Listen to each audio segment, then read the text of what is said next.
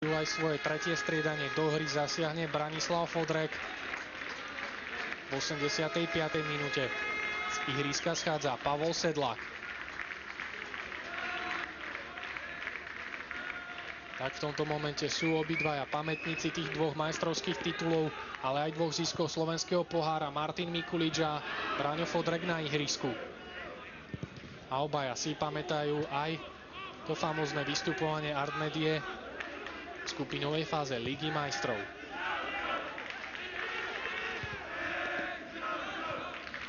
Tieto zápasy sú však už dávno zabudnuté. Petržalka prešla poriadnou obmenou kádra. No a s Košicami bojujú o účasť v najvyššej súťaži aj pre ďalšiu sezónu. V prípade, ak zostane tento stav nerozhodný 0-0, znamená to, že oba týmy si prilepšia o 1 bod, ale Petržalka stále zostáva predposledná, no a Košicám zatiaľ zostáva v rukách Čierny Peter.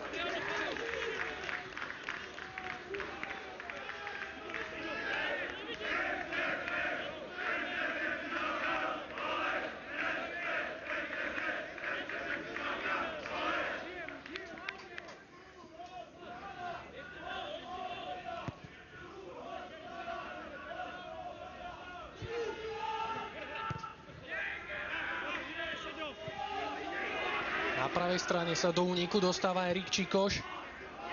Hlavičkové zakončenie veľmi nepresné v podaní Jaroslava Machovca. Tak toto rozhodne mohol byť moment, ktorý by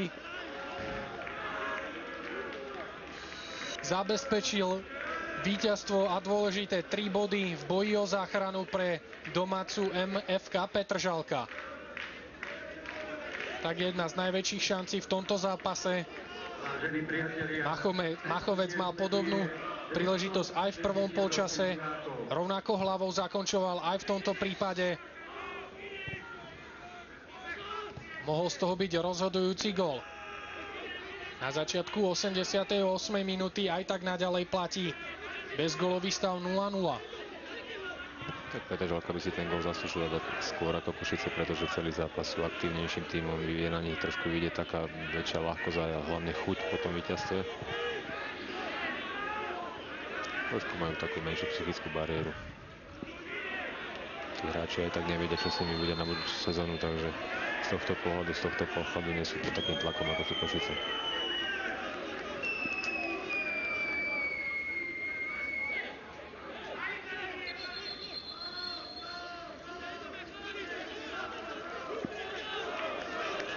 Tak pred chvíľou sme mali opäť možnosť vidieť Jaroslava Machovca, ktorý to skúšal na ľavej strane. Ten dneska mohol byť rozhodne hrdinom stretnutia. Skórovať mohol aj v prvej, aj v druhej 45 minútovke. Petržalka tak mohla získať 3 dôležité body a preskočila by tak 9. Dubnicu, ktorá samozrejme, ak získa dneska ten jeden dôležitý bodík, na konte už bude mať 32. A to znamená, že si uhají 9. pozíciu. Pre zverencov Petra Gergelyho hovoria aj skúsenosti z minulých sezón, keď Dubnica pravidelne bojuje o zotrvanie medzi slovenskou elitou.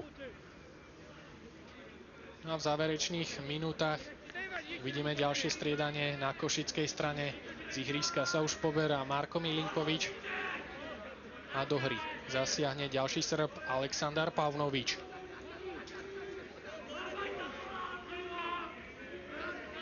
Obidvaja sú to rodáci z Čačaku.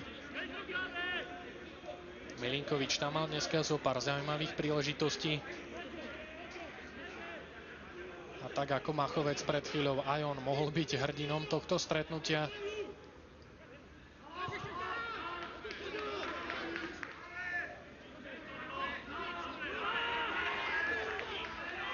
Opäť Machovec. Erik Čikoš už pri lopte. Na ľavej strane hľadá Augustína. Pokusí sa zakončiť, jeho strela veľmi nepresná. Ale v podstate tento mladík nemal ani na koho, keď na poslednú chvíľu tam dobiehal Filip Kiš. Nadstavený čas 2 minúty.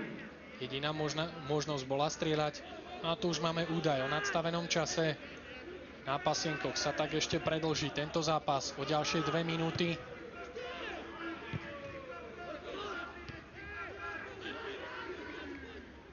Vyzerá to tak, že obaja súperi si body podelia. Banská Bystrica si zatiaľ drží vedenie 3-1. Ružomberok už vedie nad Senicou 2-1. Slovan drží ten dôležitý víťazný stav na Žitnom ostrove. No a Žilina zatiaľ s Dubnicou 1-1. Znamená to, po tomto kole sa o slovenskom majstrovi ešte nerozhodne. Faulovaný Braňo Fodrek. Na druhú žltú kartu. Prvú pre košický tím uvidí v tomto zápase Blažej Vaščák, ak sa nemýlim. Nie, bol to Dávid Škutka.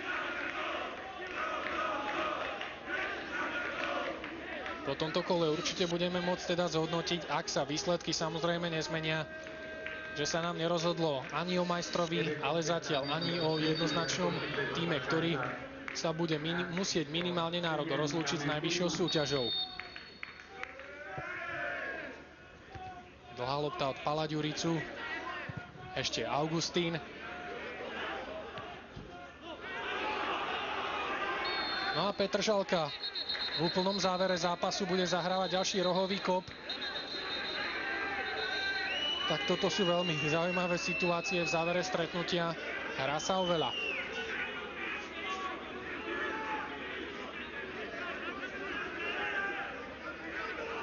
Fernando López tam pravdepodobne adresoval tvrdšie slova na adresu Filipa Kiša. Ťažko povedať, či s ním komunikoval po španielsky, alebo to skúšal už po slovensky.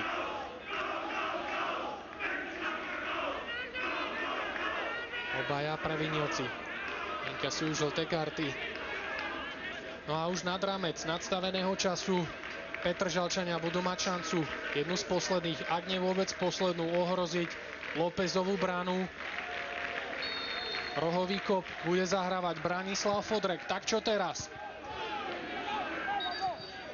No a Peter Kráľovič v tomto momente ukončil stretnutie. MFK Petržalka, MFK Košice.